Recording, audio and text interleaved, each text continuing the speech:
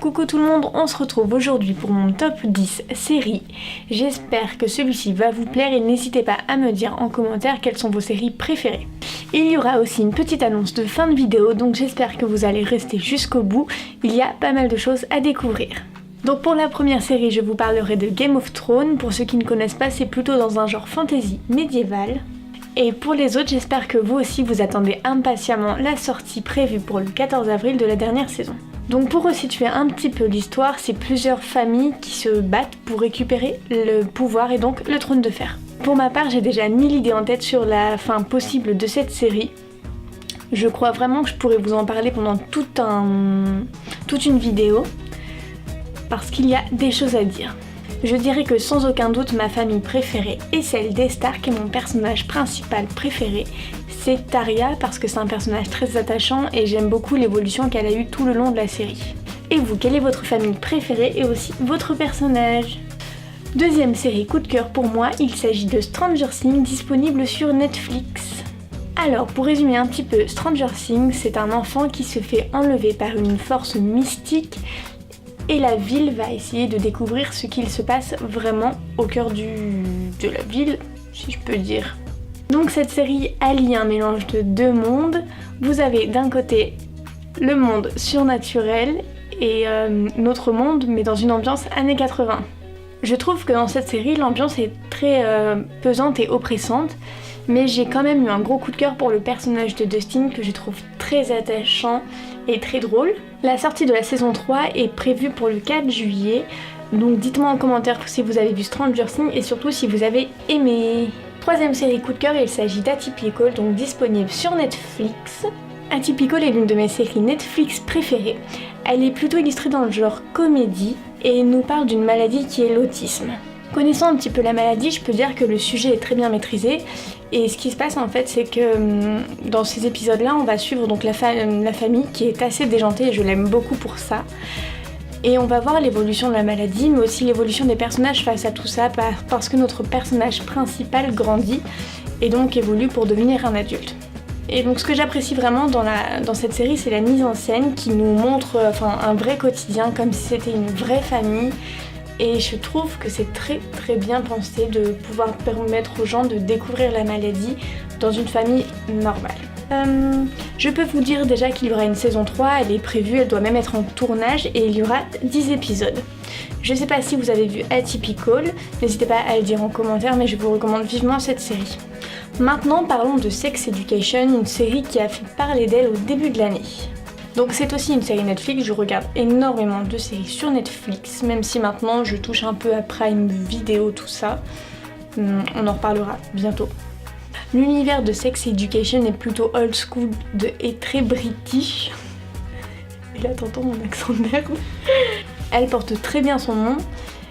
Et ce qui est drôle, c'est que ça nous parle un peu de sexe, mais de manière très subtile. C'est pas pesant, c'est pas trop, il y en a pas assez, c'est vraiment bien dosé.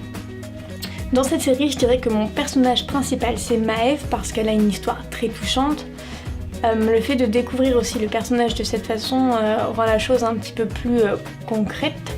Et comme son histoire peut parler à beaucoup de monde, je pense, moi c'est ce que j'ai ressenti, c'est ce qui m'a amené à un peu plus apprécier ce personnage-là. La série est prévue d'être renouvelée pour une saison 2 au vu des statistiques qu'elle a obtenues en si peu de temps, mais il n'y a pas encore de date de sortie. Donc si vous avez aimé cette série, n'hésitez pas à le dire en commentaire et surtout me dire qui est votre personnage favori. Maintenant, on va parler d'une série qui traite de sociopathes. Il s'agit de You, un énorme succès sur Netflix. Vous pouvez retrouver mon avis de vidéo juste ici. Alors il y aura une saison 2 mais la date n'est toujours pas précisée. Normalement il est prévu qu'elle sorte fin 2019 comme la saison 1. C'est tout ce que je peux vous dire pour le moment. Maintenant parlons d'une série qui est l'adaptation d'un comics. Il s'agit de Umbrella Academy qui est sorti il y a vraiment pas longtemps. Donc je compte vous en faire une vidéo très bientôt parce que j'ai adoré cette série. Donc pour ma part j'ai beaucoup apprécié le mélange en fait entre le monde des super-héros et le côté dramatique que la série peut avoir. Tout en alliant une grosse pointe d'humour, beaucoup d'humour. Et donc on est très pointé sur le côté fin du monde en fait, c'est le côté dramatique de la série si on peut dire. Vanya est l'un de mes personnages principaux de cette série, je l'ai trouvée très touchante et en fait le fait qu'elle soit un petit peu exclue la rend un petit peu plus fragile que les autres je trouve, même si j'ai beaucoup aimé les autres personnages, leur caractère, tout ça, enfin tout était très bien étudié et ça rend en fait la série un petit peu plus addictive. Je peux déjà vous dire que le tournage de la saison 2 est en préparation. Maintenant parlons de Titan qui est l'un de mes DC Comics favoris. J'aime beaucoup l'univers et l'histoire et comme j'en ai déjà fait une vidéo, je vous invite à aller la voir en cliquant juste ici. Et personnellement j'ai hâte de voir la saison 2 et de voir ce qu'on peut nous proposer, mais je n'ai aucune info dessus. Je vous parle encore d'une série Netflix, mais cette fois-ci il s'agit de Black Mirror. Donc ce que j'aime moi avec cette série, c'est qu'on peut regarder un peu les épisodes que l'on souhaite, enfin il n'y a aucun épisode qui se suit. Et c'est finalement une idée de série qui plaît beaucoup, je trouve, parce que les gens vont chercher ce qu'ils vont aimer. Par exemple, si certains aiment plus la technologie, la science, et comme ça, ils peuvent vraiment piocher et pas tout regarder, parce qu'ils peuvent savoir qu'ils ne vont pas accrocher à certains épisodes. Et ce qui est marrant avec Black Mirror, c'est que ça raconte assez bien ce qui pourrait se passer dans un futur proche, dans notre société qui évolue très vite. Et ça rend le tout un petit peu plus concret et addictif. Alors il n'y a pas très longtemps, j'ai regardé la série Punisher. On a de la chance parce que le personnage de Frank Castle est parfaitement interprété. Pour tout vous dire, j'ai pas tout regardé, hein. Enfin les moments avec beaucoup de sang, tout ça, moi je préfère fermer les yeux parce que ça me fait un petit peu peur et j'aime pas trop ça.